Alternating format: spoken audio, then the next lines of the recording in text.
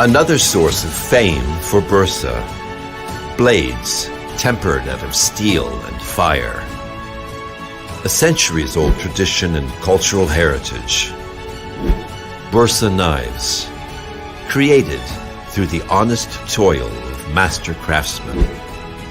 Bursa, city of handicrafts. Bursa, a wealth of civilizations.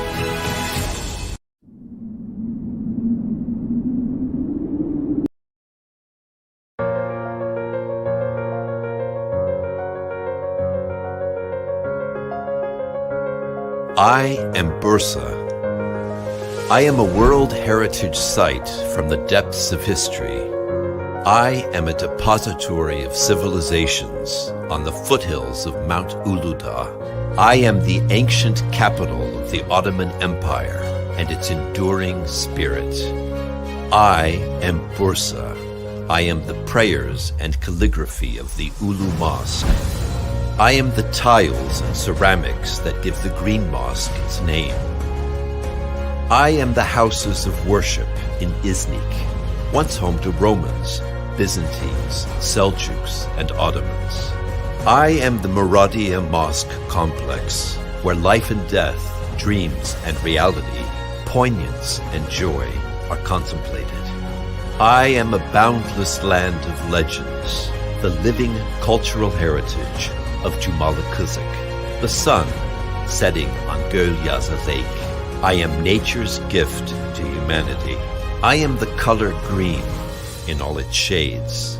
I, a centuries-old sycamore, tones of blue and green, sun and lake, am Bursa. I am the eternal beauty of the Longoz forest. I am the rushing waters of the Sai Tabat and Suuçtu Falls. I am a city of flavors, where history meets gastronomy. I am crispy jontic from a wood-fired oven. I am the finest olives and olive oil. I am the birthplace of Bursa kebab. I am köfte with pide and İnegöl köfte, that is, a paradise of Turkish-style meatballs. I delight palates with sensational flavors, like soft tahini pide and candied chestnuts. I am a land of fresh fruit and nature's bounty. I am paragliding between sky and forest. I am the center for adrenaline and nature sports. I am the timeless shadow puppets, karagöz and hacivat. I am handicrafts at Erganda Bridge. A steel knife forged in fire. A smooth silk shawl from Kozahan. A handcrafted Iznik tile. I am the last stop before Europe on the Silk Road, the covered bazaar. I am so much more than a city. I am Bursa.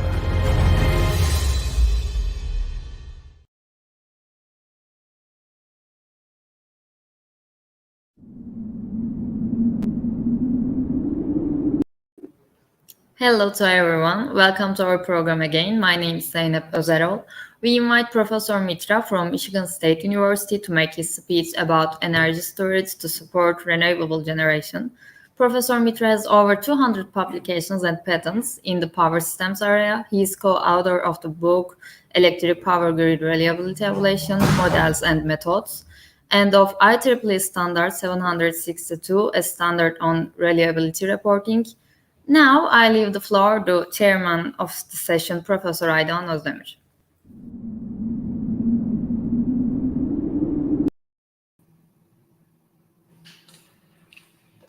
Good afternoon, everybody. I am Aydogan Ozdemir from Istanbul Technical University, and today I will be pleased to introduce you Professor Joydeep MITRA from Michigan State University. I will start with summarizing his biography. Joydeep MITRA which is still a fellow of IEEE, is professor of electrical engineering at Michigan State University, East Lansing, and he is the director of the Energy Reliability Security Laboratory and senior faculty associate at the Institute of Public Utilities. He has received his PhD degree in electrical engineering from Texas A&M University College Station and a Bachelor of Technology degree in electrical engineering from Indian Institute of Technology, Kharagpur.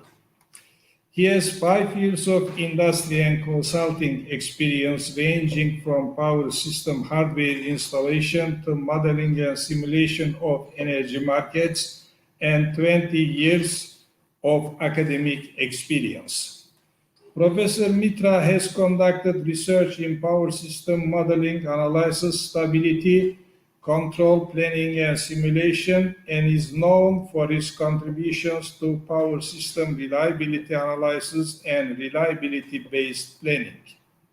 He has over 200 publications and patents in the power systems area.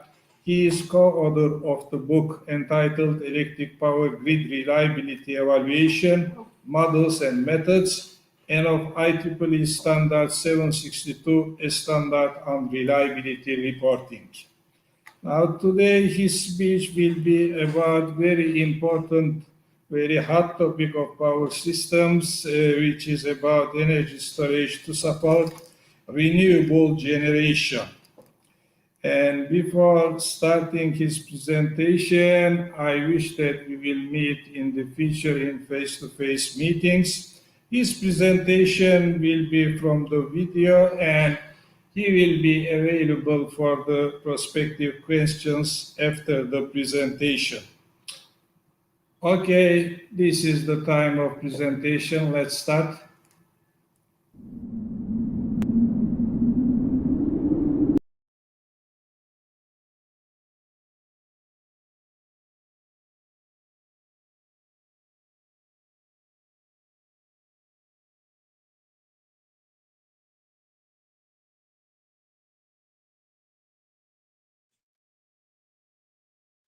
Greetings, everyone. I'm Joydeep MITRA, and I'm very pleased to be here with you folks today, albeit virtually. The topic of today's presentation is energy storage to support renewable generation. In today's talk, I'm going to start with a quick introduction to myself and my research.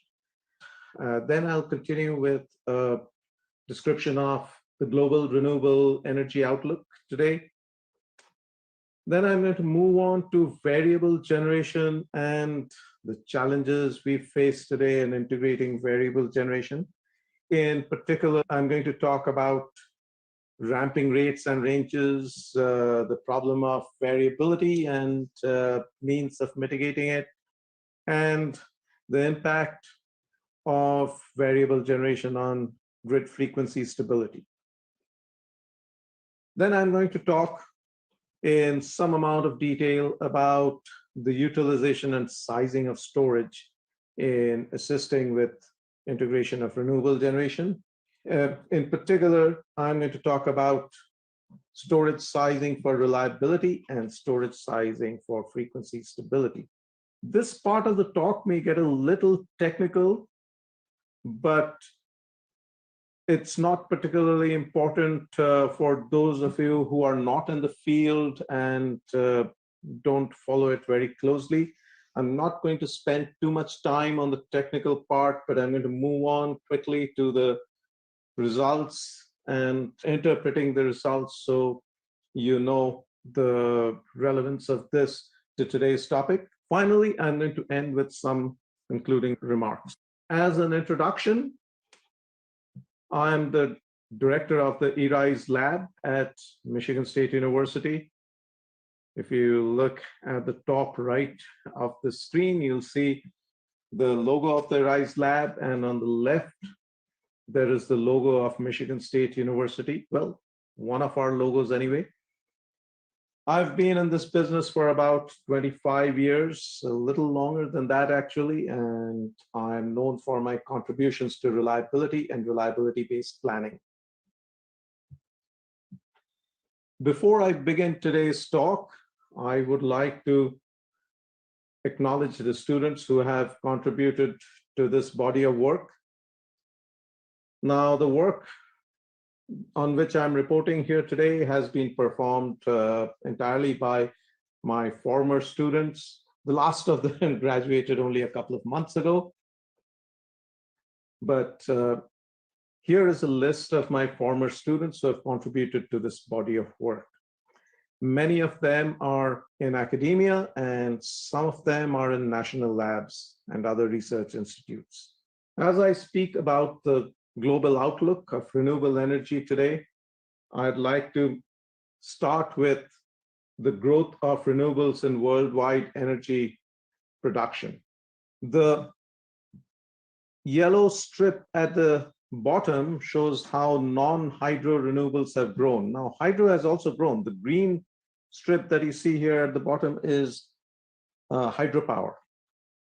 And this has grown, but not very much over the last 10 years.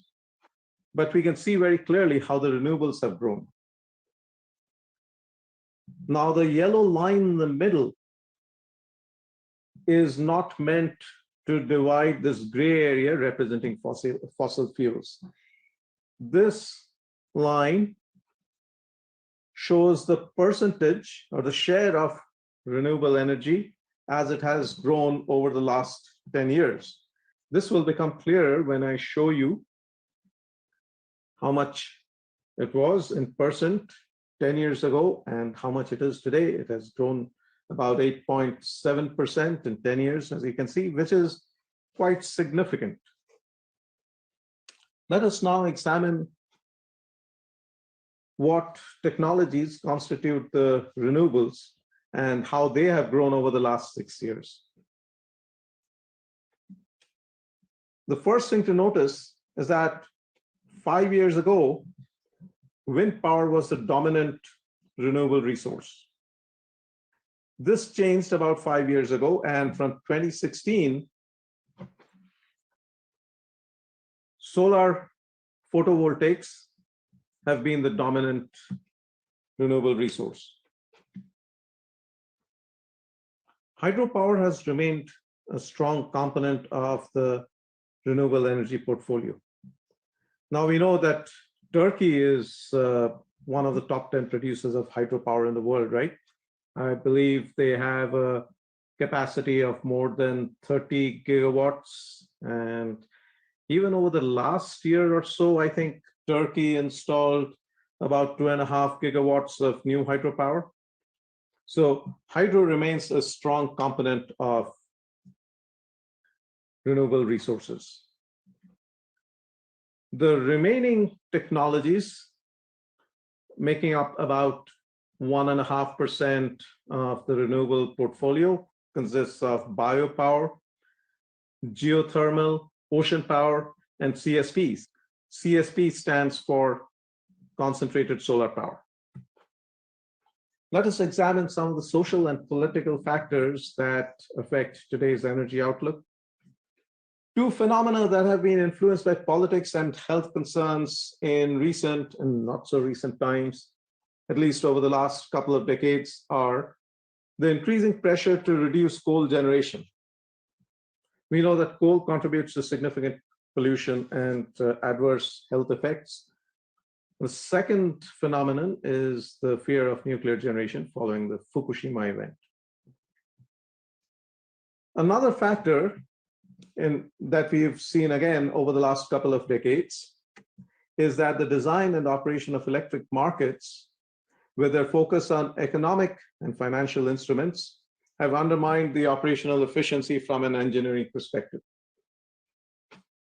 Finally, in more recent times, the discovery of shale gas in America has influenced the resource mix and redistributed what we've known as the global petroleum economy. Let us now examine some of the operational challenges in renewable energy integration. One of the biggest challenges, and we are all familiar with this, is that of resource variability or intermittency. This comes in several forms, and they are listed here. One is the increased uncertainty. To begin with, in the power system, we've always encountered uncertainty in the form of load, but the uncertainty of renewables, particularly that of wind, has added to the existing uncertainty of load. We'll discuss this a little more on a later slide.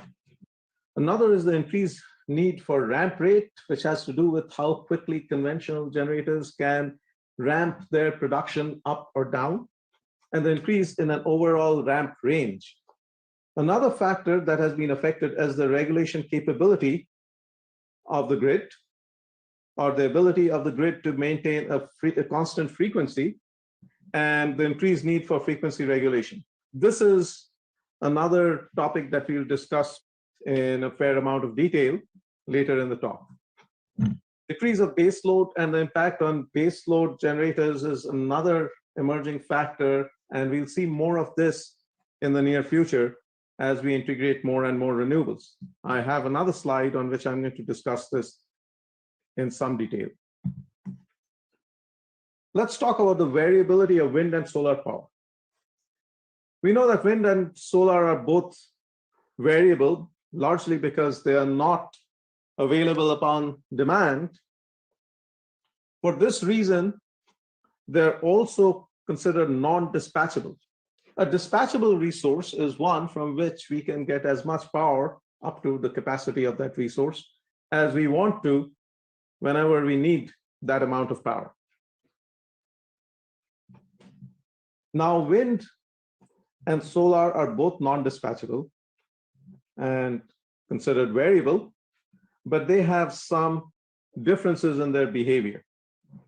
Wind energy is not very well correlated with load. How often have we seen that on a hot summer afternoon when we could use some wind power, not just to cool things down, but also to run our wind turbines? That is when the wind decides not to blow. And in the evening, when we don't need it as much, that's when we see more of the wind, right? This variability and unpredictability can cause several operational challenges.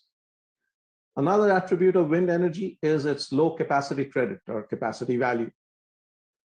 When I introduce a term like this, I like to explain what this means.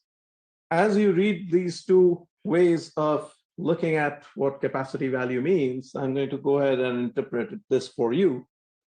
So consider a wind farm of nameplate capacity 100 megawatts. The capacity value of this farm may very well be about 18 megawatts, and this is a typical number for onshore wind farms. And what this means is, if you were to replace the wind farm with a dispatchable resource of 18 megawatts, that resource would support the grid load with the same level of reliability as the 100 megawatt wind farm.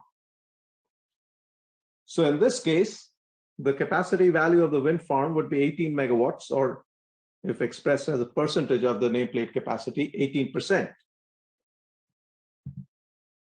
Now, solar energy is also variable, but somewhat different in behavior. It shows better correlation with load. We've noticed that the load is higher during the daytime, and that's when the sun is available. But we know for sure that we are not going to get solar energy at night, right? It also has somewhat lower variability and higher predictability than wind. And it consequently has a somewhat higher capacity credit. There is also the possibility of thermal storage when we use CSP. And in fact, there are a lot of facilities all around the world where they use things like molten salt in combination with solar thermal generation to improve the net capacity value of the facility. This slide illustrates the variability of wind and solar. It shows the output of a wind farm and a solar farm that are located fairly close to each other in California during the same 24-hour period. We should first note that the farms are two different sizes. The wind farm has a capacity of 150 megawatts, and the solar farm has a capacity of 24 megawatt. And so their scales are different. The wind generation is shown on the left-hand vertical scale, and the solar output is shown on the right-hand vertical scale. But what we see here is that during the daytime, when the load is higher, the wind production is lower, but the solar output is higher. And this is in general true. Now, one might wonder if it's possible to complement wind with solar and produce a flatter output. Yes, in theory, it may be possible in some locations, but they would have to be sized more comparably. One thing I'd like to say is that this report, from where I've drawn this data, is publicly available, and you should be able to find it from an internet search. Now let's look at the notion of ramping requirement. This graph shows several things, and I'm going to try and explain both ramp range and ramp rate from using this graph. The blue curve that we see here is load, and the red curve at the bottom is wind generation. So if we were to assume in this system that the entire wind production can be absorbed in the system, and if the wind production is not terribly high, this is in general true. If the wind production is very high, then some system constraints may prevent us from absorbing the entire wind production into the grid. But assuming that the entire wind production can be absorbed in the system, the wind production can be considered as a negative load. So if we were to subtract the wind output from the load, what we would get is the green curve. This is called the net load, meaning this is the amount of load that would now have to be met from conventional generators in the grid. If we look at this green curve, what we notice is the difference between the peaks and the troughs is much higher. This is the ramp range.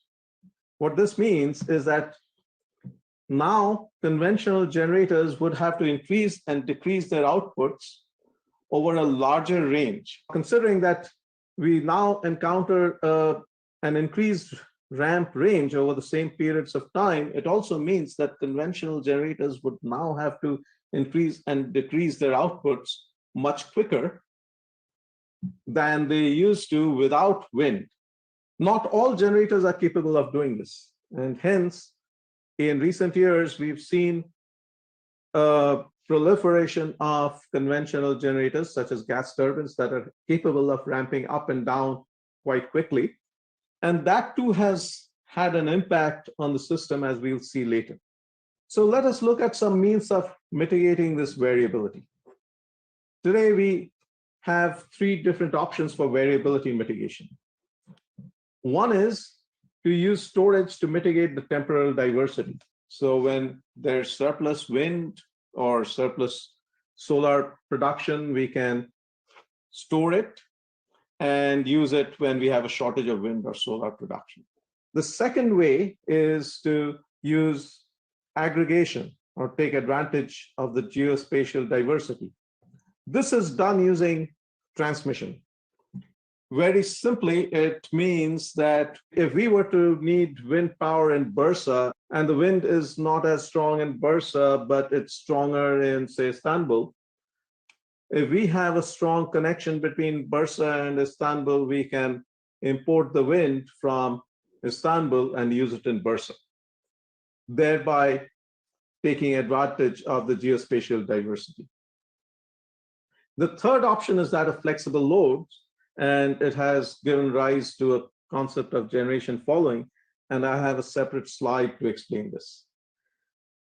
It's appropriate to talk a little bit about the cost of these technologies that mitigate variability. First of all, we know that storage is pretty expensive. Aggregation also requires significant transmission upgrades and consequently is also very expensive. For flexible loads, we need smart grid technologies to monitor and control these loads and the rest of the system. So that's also an expensive option. Over the next few slides, I shall discuss some of these mitigation strategies, starting with aggregation and generation following, and then I'll go over to storage because that is going to be the subject of the rest of the talk. This map shows transmission lines in the United States and Canada.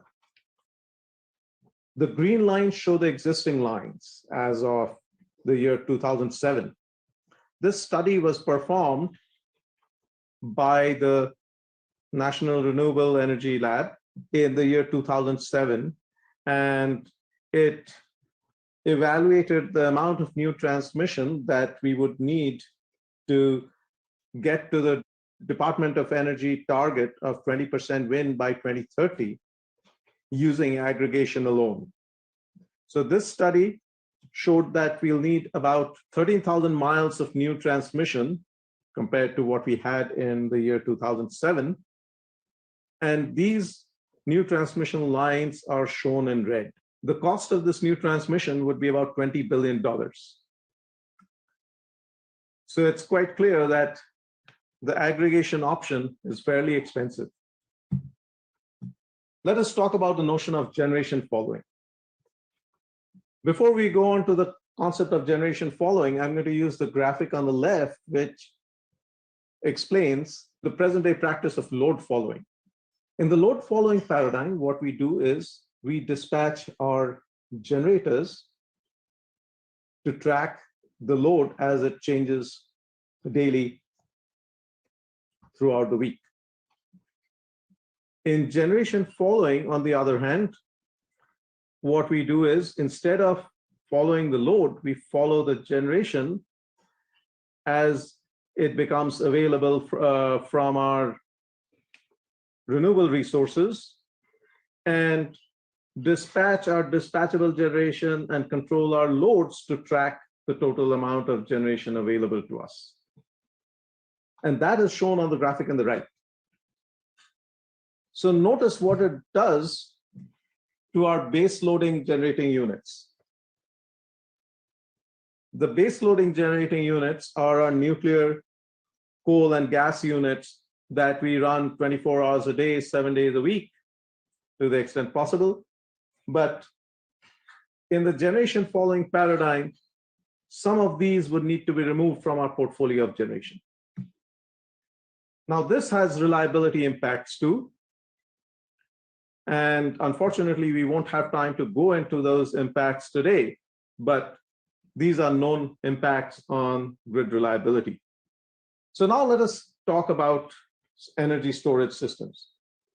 We'll begin with a comparison of today's energy storage technologies. I'll explain some of these initialisms. CAES stands for compressed air energy storage. SMES stands for superconductive magnetic energy storage. And the rest of these technologies we understand fairly well. Notice that pumped hydro and battery are some of the most mature storage technologies available to us. Pumped hydro is also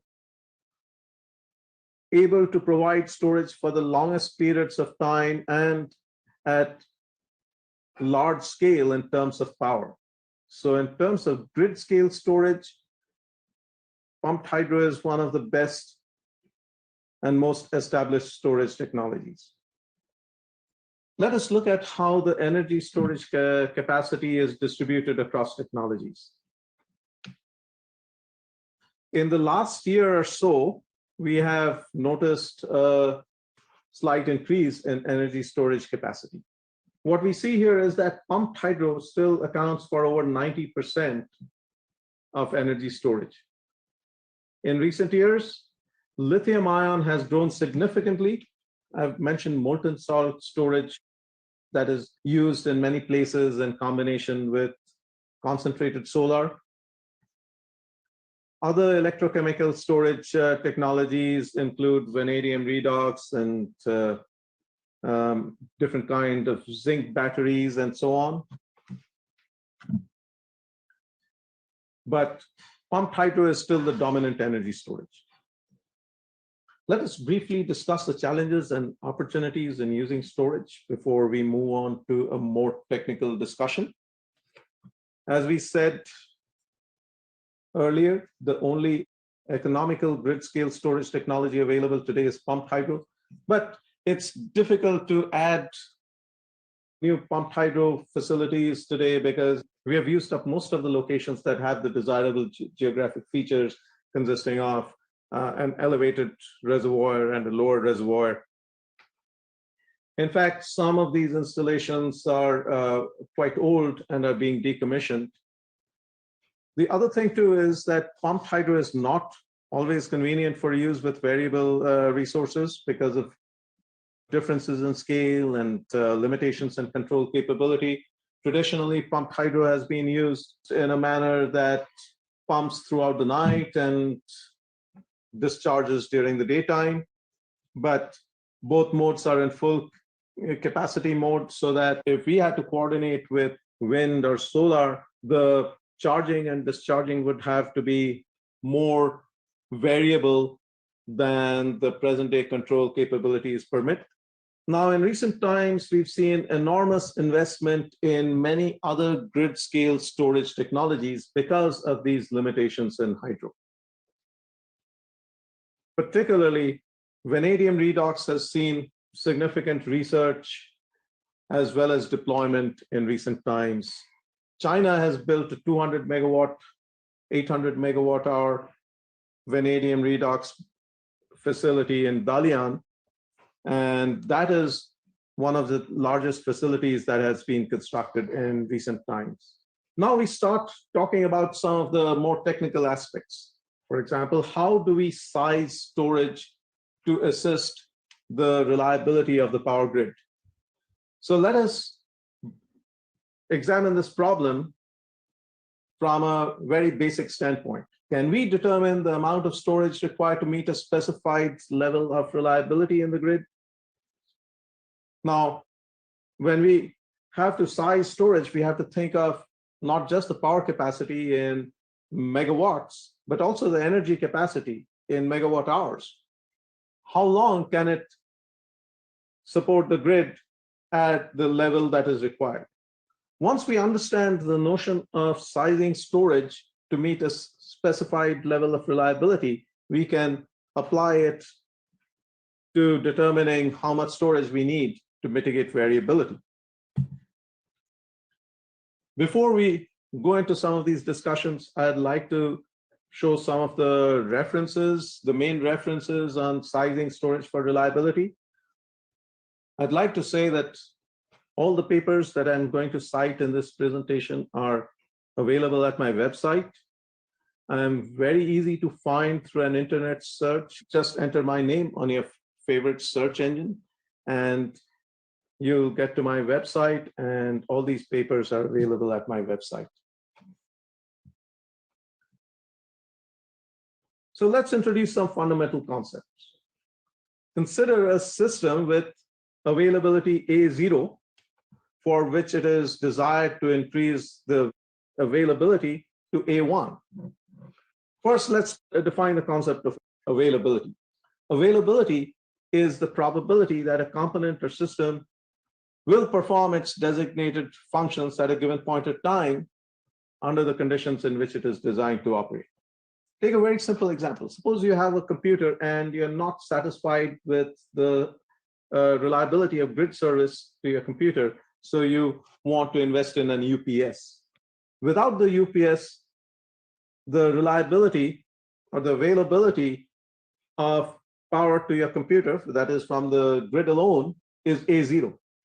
And you want to combine the grid supply with your UPS to increase the availability of power to your computer to A1. The problem we are looking at now is to determine the amount of storage required to achieve this increased reliability, that is, to increase the reliability of supply to your computer from A0 to A1 using this UPS. We begin by defining the unavailability reduction ratio alpha. Unavailability is 1 minus the availability. So in the numerator, we have the target unavailability, that is the reduced unavailability, which we obtain by incorporating the storage. And in this example, it's the UPS. And in the denominator, we have the original unavailability, which is the unavailability we get from the unreliability of the grid service in this case. Let us understand this through an example. If A0 is 0.999, we sometimes refer to this as a reliability of 3 nines, and A1 is 4 nines, then you can see that alpha is 0.1. If we define some of the events that affect the reliability of the system like this, S sub F is the event that the existing resources have failed. L is the event that the critical load, in this case, your computer, experiences total failure of supply, either from the grid or the battery, that is UPS. T sub A is the length of time for which the additional storage from your UPS can support the load in case the grid supply fails. R is the random variable that represents the downtime of the grid supply. And F sub R is the probability density function of this downtime. Now, in a simple case, we know that the power capacity of your battery has to be at least as much as the power drawn by the critical load, in this example, the computer. But in order to determine the energy capacity, we need T sub A. So the problem is to find T sub A. Without going into details, it can be shown that T sub A can be found by solving equation 1. Now, if the downtime follows known distributions, it's possible to get closed form solutions for T sub A. But in cases where it does not follow known distributions, we perform Monte Carlo simulation and use equation 2 to find T sub A. Now let's look at a more complex form of this problem. In the case of a computer, the size of the storage is fairly easy to determine. First, we look at the size of the load, and then we say that the size of the storage must be at least equal to the size of the load. But when we hook up a storage device to the grid, we cannot say that.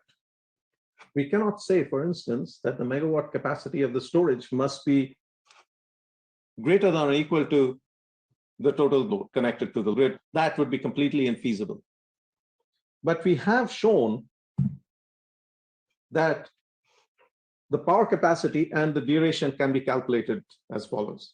The power capacity of the battery that we connect at the location, say a wind farm, is given by the nameplate capacity of the wind farm minus the capacity value of the wind farm. Again, we will not go into details. The rationale is available in the papers that I have listed before. And the duration can be calculated as shown on the right. And using the power capacity and the duration, we can calculate the energy capacity. Let's take a very simple example.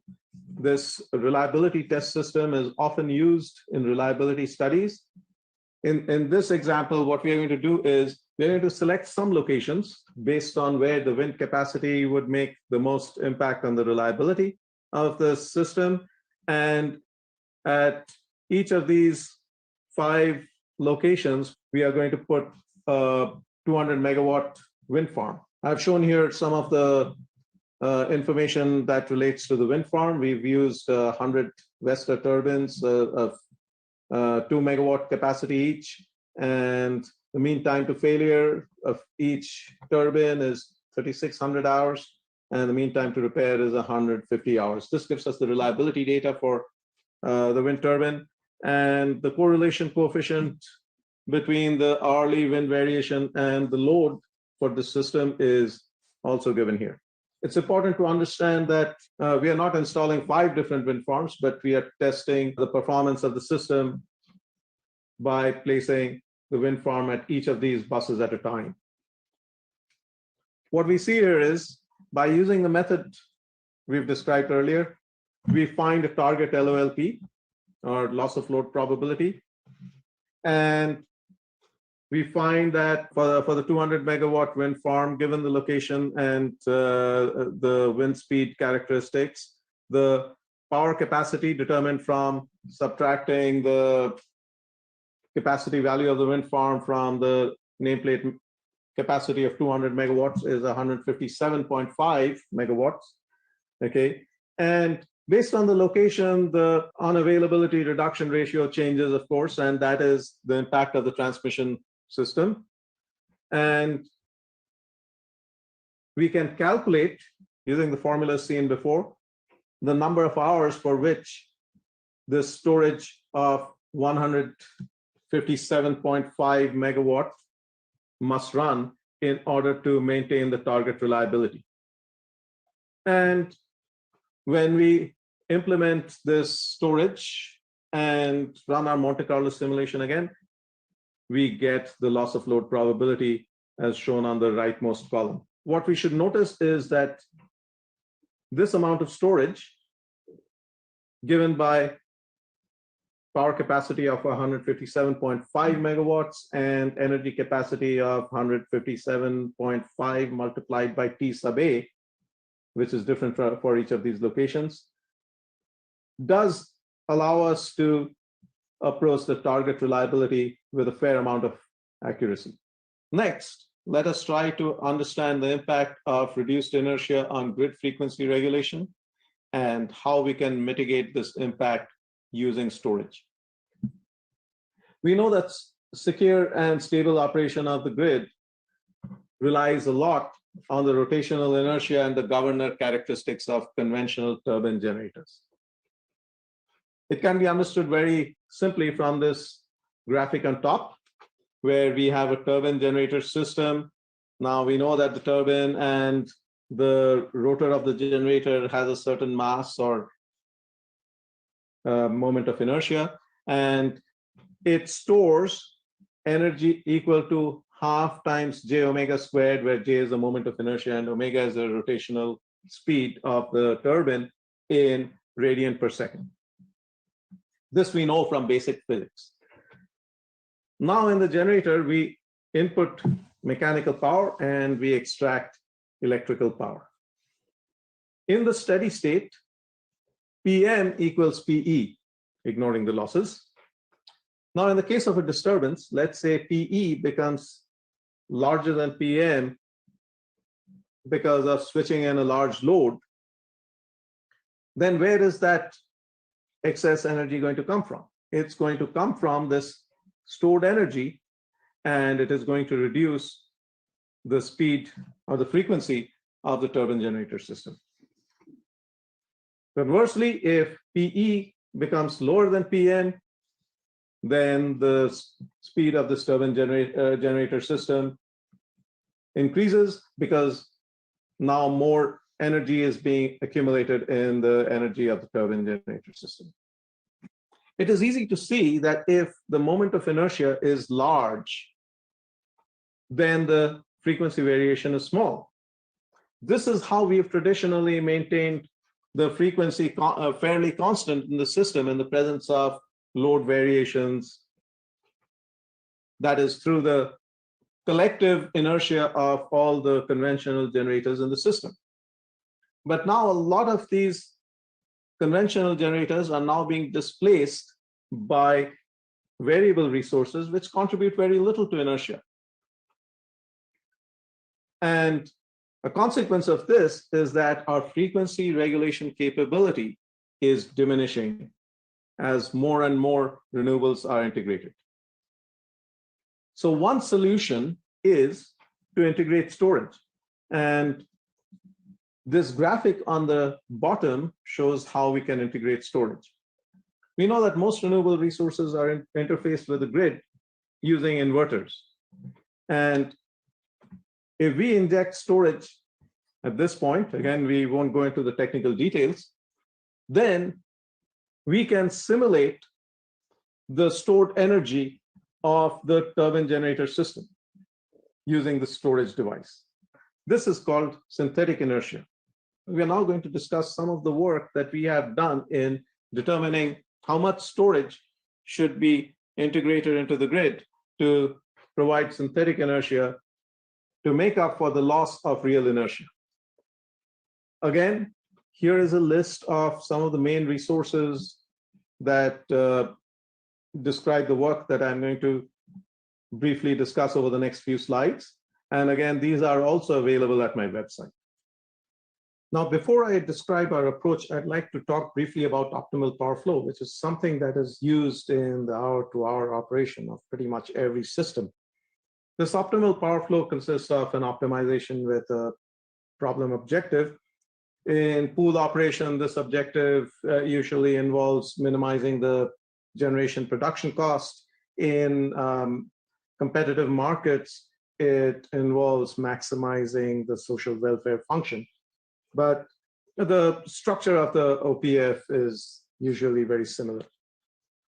Now, this objective is accompanied by several problem constraints, and I'm going to briefly describe them here. So the first set of constraints are the power balance constraints, which describe the real and reactive power balance at every bus.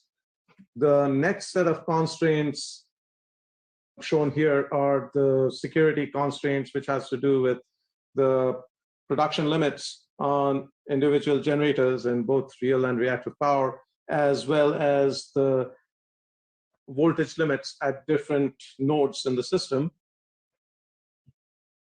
Moving on with more constraints, we have transmission constraints and spinning reserve constraints, and most power systems folks are familiar with this. If you're not in the area, don't worry too much about it. I'll move on to explaining how this works. But what we integrate, and I'm going to describe this frequency security constraint that we've developed in the paper shown here without going into details. This is the frequency security constraint that we have integrated into the system. So once we do this, the way the optimal power flow works is that in the presence of renewable resources, it sets a limit on the frequency deviation that is encountered in the system, and it optimizes the objective function by preferentially selecting those generators which have higher inertia. In hours of low inertial generation, it preferentially selects those generators that have higher inertia in order to limit the frequency deviation. And once we understand this, we can see how to apply it on a test system. We use the same system as before, except that we now take out some of the conventional generators and replace them with wind farms. Then we employ the following operation strategy. We use the method described before to improve system reliability by injecting energy storage as required. We develop a method, which is again described in greater detail in one of the papers that I mentioned earlier, that coordinates the operation of the wind, the conventional generators, and the storage to improve reliability while ensuring system frequency security. The main idea of this coordination is that the amount of wind generation that cannot be integrated into the system due to the frequency security constraint will be used to charge the ESS. This coordination strategy would eventually benefit system operators in both operation and planning of power systems with high penetration of renewable energy. Let's briefly look at the results that we obtained. Before describing the results, I'd like to discuss the reliability indices that we've reported on this table. We've reported 5 different reliability indices. The first one is called the loss of load expectation. This is expressed in hours per year, and it shows what is the expected number of hours per year when you're likely to experience interruption because of resource inadequacy. The LOLF is the loss of load frequency given in failures per year. The LOLP is the loss of load probability, which is a dimensionless quantity. The EDNS is the expected demand not served in megawatt per year. And the loss of energy expectation is the expected energy not served in megawatt hours per year. So this study illustrates the inferences using 4 scenarios. In the first scenario, we use this augmented IEEE RTS, that is the reliability test system where we've replaced some of the conventional generators with wind farms. We have not applied a frequency security constraint. And in this case, the loss of load expectation that we find is about 54 hours per year. In the next scenario, when we coordinate the system by incorporating energy storage, what we find is that the loss of load expectation goes down, which is as expected. Okay, the energy storage does help the reliability, the loss of load expectation goes down. But once again, we have not considered the frequency security constraint. However, this is not a realistic scenario, right? The frequency security constraint should be applied. Otherwise, from time to time, we will experience frequency excursions outside acceptable limits. So what happens when we do start applying the frequency security constraint? If we apply the frequency security constraint to scenario 1, and this is reported in scenario 3, where we don't have any storage, but we now impose the frequency security constraint, then as expected, we encounter a slight deterioration in system reliability, right? The loss of load expectation goes up compared to scenario 1. And now if we apply both, that is, we integrate storage and we apply the security constraint, then the loss of load expectation is lower in comparison to the case without the storage, as we would expect. But it is a little higher than the unrealistic scenario, that is scenario 2, where we use storage but without this frequency security constraint.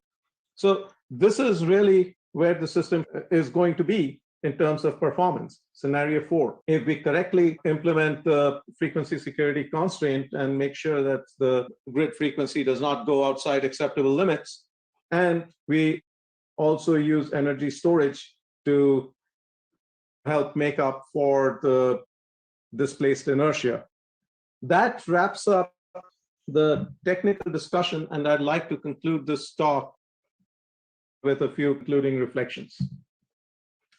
We've noticed that renewable resources present complex challenges to energy assurance. We've seen challenges arising from variability, from loss of inertia, and from a number of other issues that are associated with renewable resources. Additionally, in the presence of competitive markets and smart grid technologies, the system is pushed closer to the stability and reliability margins. We discussed this briefly in the context of generation following, but there are numerous other ways in which competitive markets do stress out the system that are not present in traditional pool operation scenarios. There are many creative ideas emerging, such as the ones I described. There are a lot of other researchers out there who are developing creative ideas, but these ideas will need to be supported and implemented with the help of regulating bodies. Regulatory bodies play an important role here. I'll give you an example. About 10 years ago, when NERC, the North American Electric Reliability Corporation, realized that with increased wind integration, the frequency stability was going to be a challenge, they considered relaxing the frequency limits on the grid. But they also realized at the same time that this measure would create other challenges, so they never implemented it. But what also happened thereafter was that balancing authorities started consolidating. And in the last 10 years or so, we have seen that the total number of balancing authorities in the United States went down from about 130 to about half as many. These are some of the effects we see of the role of regulatory bodies and system operators working together. We've seen in recent years that there's a tremendous thrust on development and deployment of storage technologies, as well as of transmission upgrades. These transmission upgrades include flow control technologies. Another thing to realize is that energy assurance in the grid is intertwined with several other factors: natural resources, sustainability, the environment, how it impacts water use, pollution, how hydro resources, for instance, impact aquatic life, and also impact the environment by producing methane and other gases as greenhouse gases as a result of decomposition of plant life that is submerged. So there are many complex issues involved here, and as engineers, we have to take all of this into consideration as we go forward and integrate more renewable energy to create a more sustainable future. With that, I'd like to thank you for your presence, and I welcome any questions that you may have for me.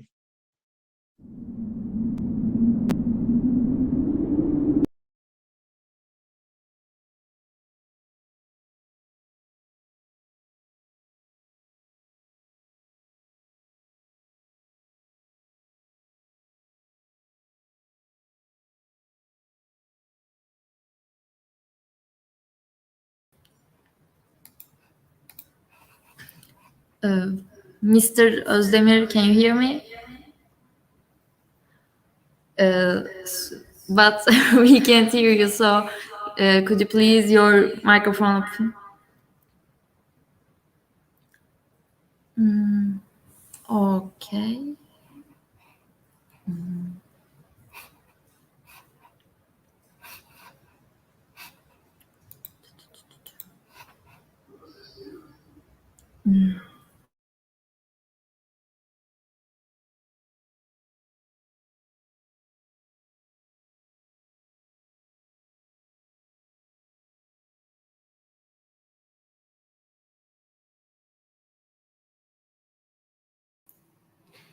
So it's okay now? Yeah, okay. Okay. Is it my turn?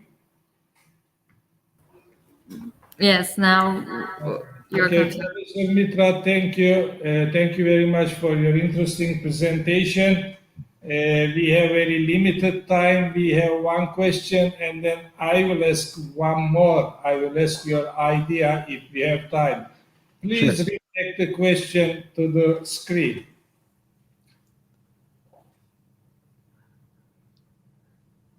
Now, one of our friends wants to learn, actually it is not directly related with your presentation, just asking your idea. What about using the natural events such as rain or snow as an energy source, renewable energy source? I'm afraid I do not have any idea of how exactly to go about using these. To some extent, it will affect hydro production, I guess. I think he is not mentioning hydro production, but I don't have any idea either how the rain or snow can be used as an alternative energy source or renewable energy source. So here's energy that can be used from rain or snowball, question mark. I'm afraid I'm not aware of this technology. Me either. So, Professor Mitra, now let me ask one important question. What the utility is generally asked to me in Turkish, but it is about distribution system, not the transmission grid. Now, while they are planning their storage capacities, they want to think about several objectives. One of them is what you said here, reliability-based planning of the storage facilities.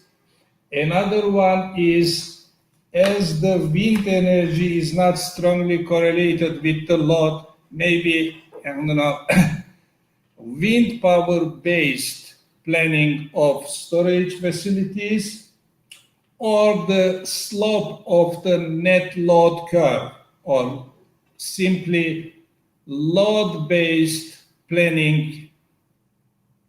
Which one seems to be more feasible from your side at a distribution level?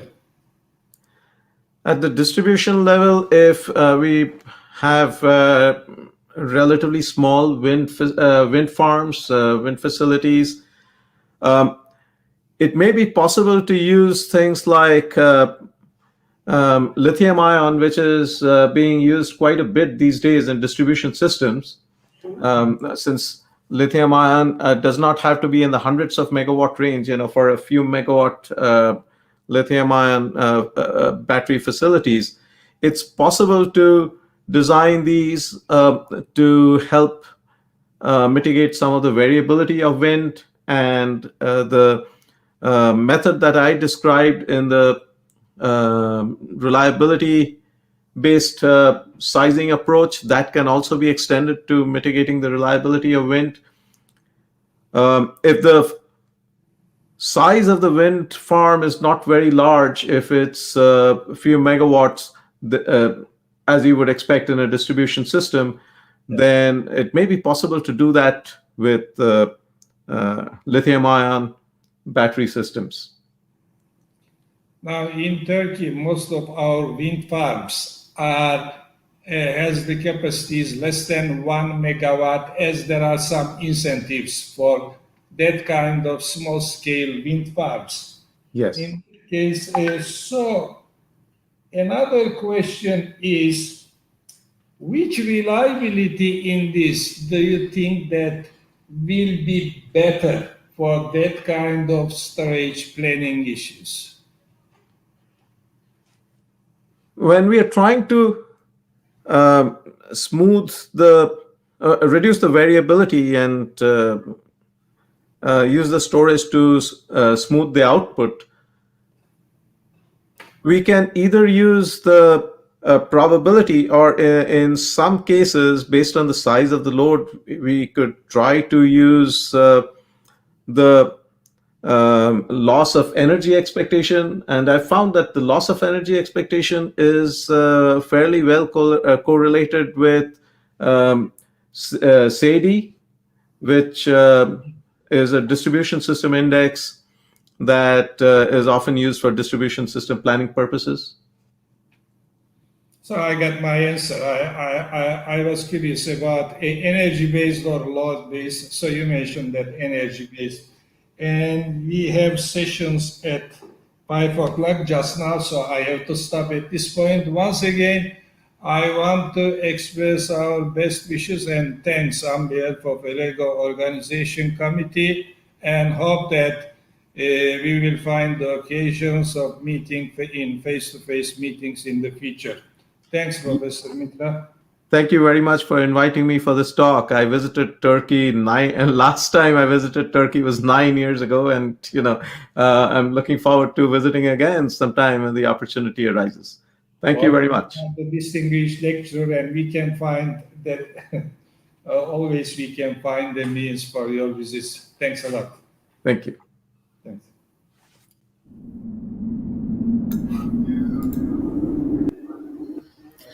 We would like to thank Professor Mitra for this valuable presentation and Professor Ozdemir for chairing the session.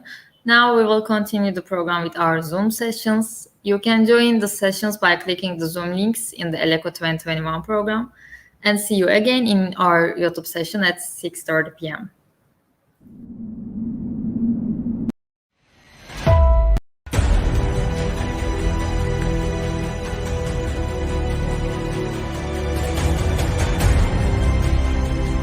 A symbol of Bursa, Turkey's largest winter and nature sports center. To Herodotus, it was Mount Olympus. Breathtaking nature, 2,543 meters above sea level, Uludağ. And the Bursa cable car to take you up the mountain, between land and sky, with a sensation of unbounded freedom. Bursa, home of Mount Uludağ. Bursa, a wonderland of nature.